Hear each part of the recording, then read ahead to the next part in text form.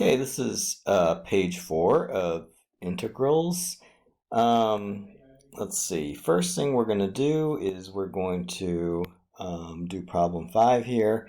It says, given that the integral from -1 to p, it's kind of hard to see, but that's a p, of the function 1 plus x cubed dx equals 2, where b is greater than -1. This is kind of backwards, isn't it? Don't they normally give us a number instead of p, and then we figure out what this answer is? Well, I'm just going to show you how actually you can guess this answer because you have a calculator, right? So let's do this. We're going to type this into the calculator like we normally do.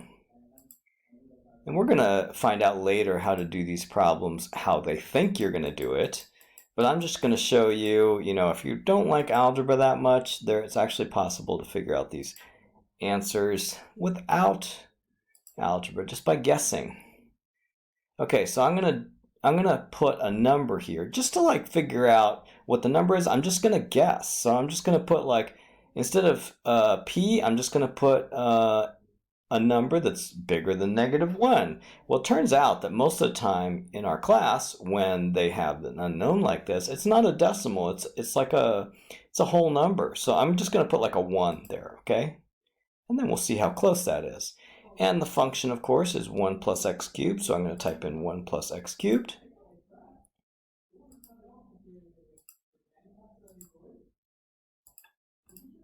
And then I'm going to put x here, and then I'm just going to see, what does that equal? It's 2. Oh my gosh, I got it on my first guess. Okay, let's say that if I got something less than 2, then I would try, a bigger number, So, man, I just guessed p equals 1, and it was the first try, so. Okay, yeah, so the b value is equal to 1.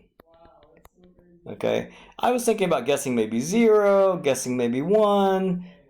I guessed the right number from the very beginning. If I had guessed 0, it would have been a little bit too small, then I would have guessed 1, and then it would have been perfect, you see? Describe the region whose area is defined by the definite integral on a partially shaded diagram on a set of axes.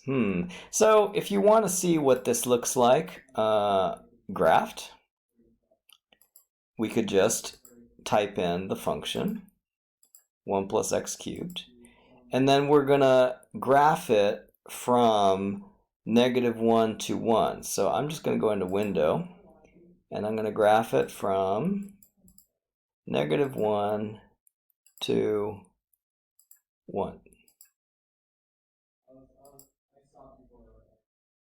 Okay. And there is my function. Okay. And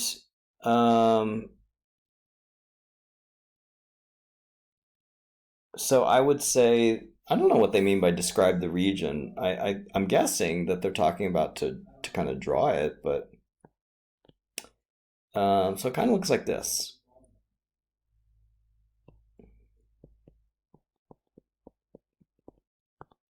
Sorry, it's so crooked. Okay.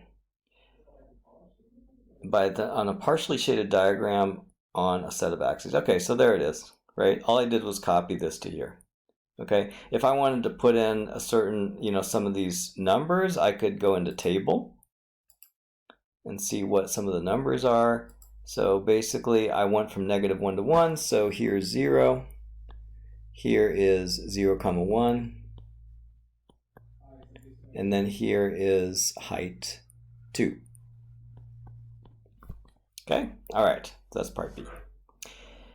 13F, 1A. For each of the following, show that capital F of x is an antiderivative of f of x. Okay, so lowercase f of x equals 1 and capital F of x equals x.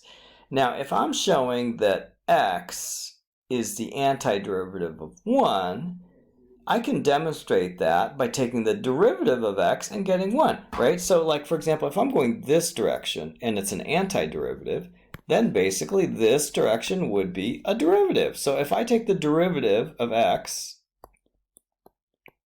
remember, if it's the derivative of 1x would be 1x,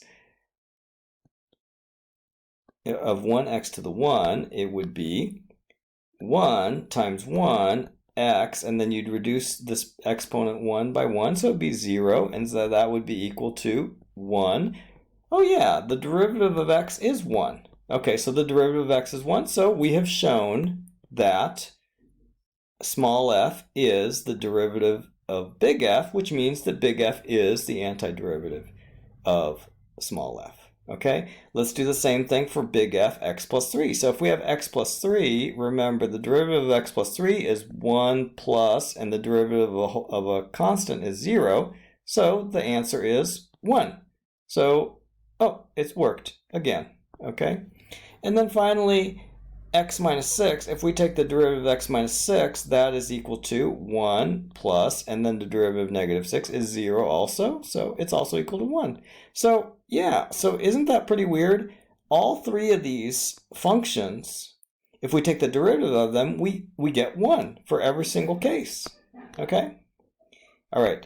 Find two further antiderivatives for f of x equals 1. So basically anything that's x plus a number, like x plus 7 or x plus 100, right?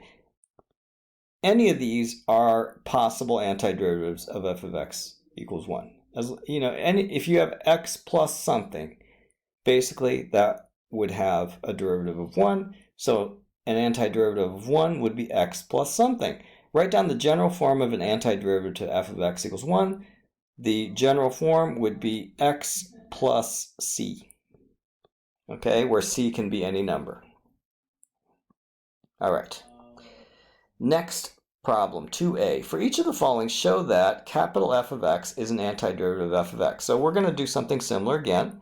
So basically what we're saying is, if we're saying that capital F is an antiderivative of small f, that means small f is a derivative of capital F. So we're going to take capital F and we're going to take the derivative of it. Remember, derivative of x squared is 2x. And then we say, yeah, that worked. And then we say, okay, what about if I have x squared plus 1? What's the derivative of that? 2x plus 0, right? Because the derivative of 0 is, derivative of 1 is 0. 2x plus 1 equals 2x. Yeah, so that also worked.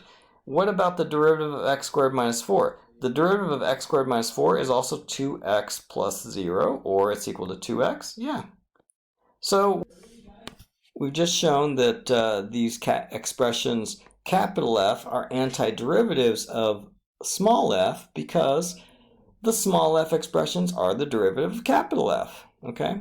Now we're going to do part B. Find two further antiderivatives for f of x equals 2x. So we could have f of x, capital F of x equals x squared plus 100. We could have capital F of x equals x squared minus 1, right? Write down the general form of an antiderivative of little f of x equals 2x. It would be something like f of x equals x squared plus c. Okay? Usually they write this with a capital C. 3a. For each of the following, show that capital F of x is an antiderivative of f of x. Okay, so once again, to show that capital F of x is an antiderivative of f of x, all we need to do is show that little f of x is a derivative of capital F of x. So basically this is what we already know how to do from previous units, right? So let's see. I'm going to take the derivative of x squared divided by 2, and so that'll give me 2x divided by 2, right? Because the 2 just stays here because it's a coefficient. The derivative of x squared is 2x. 2x over 2 cancels out. It gives me x. So, oh, yes, I just confirmed. Little f of x is x when capital F of x is x squared divided by 2. Okay? And then also, what if I had x squared divided by 2 plus 2.5 and took the derivative of that? So x squared divided by 2, if I take the derivative of that, I would get 2x divided by 2 again. The derivative of plus 2.5 is 0, so basically that is also equal to x. So yeah, that confirms that also. Okay, so the general form of an antiderivative of f of x equals x would be x squared plus x squared over 2 plus something, capital C. Okay?